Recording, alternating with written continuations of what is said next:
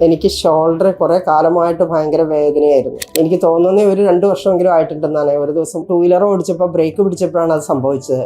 അതിനുശേഷം ഈ വേദന ഉണ്ടാകുമ്പോൾ ഞാൻ എന്തെങ്കിലും ഓയിൻമെന്റോ പൊളീനിയോ ഒക്കെ പുരട്ടും, തൽക്കാലത്തേക്ക് മാറും, അതല്ലെങ്കിൽ ഒരു ഡോളോ കഴിക്കും. ഇതിങ്ങനെ 2 വർഷം കഴിഞ്ഞു. ഈ കഴിഞ്ഞ 2-3 മാസമായിട്ട് എനിക്ക് ഇതിനൊന്നും സമയം കിട്ടിയിട്ടില്ല. ഭയങ്കര പെയിനായിരുന്നു. എനിക്ക് കൈ ഒട്ടും പൊക്കാനോ അനക്കാനും പറ്റില്ലായിരുന്നു. അത്ര വേദനയായിരുന്നു. മുടി കെട്ടാനോ അല്ലെങ്കിൽ എന്തെങ്കിലും ഒരു സാധനം എടുക്കാനോ കൈ പൊക്കി ഒരു പ്ലേറ്റ് പോലും കൊടുക്കാൻ പറ്റാത്ത അവസ്ഥയായിരുന്നു. എവിടെയെങ്കിലും ഒന്ന് പോയി ചെയ്യാനുള്ള ഒരു സജഷൻ ഉണ്ടായാലും സാഹചര്യം അനുവദിക്കാത്തതുകൊണ്ട് അങ്ങനെ നീണ്ടു പോയി. അപ്പോൾ അങ്ങനെയാണ് ഇനി എന്തെങ്കിലും ചെയ്യാതെ ഇത് മാറില്ല എന്നൊരു തീരുമാനത്തിലേക്ക് എത്തിയത്.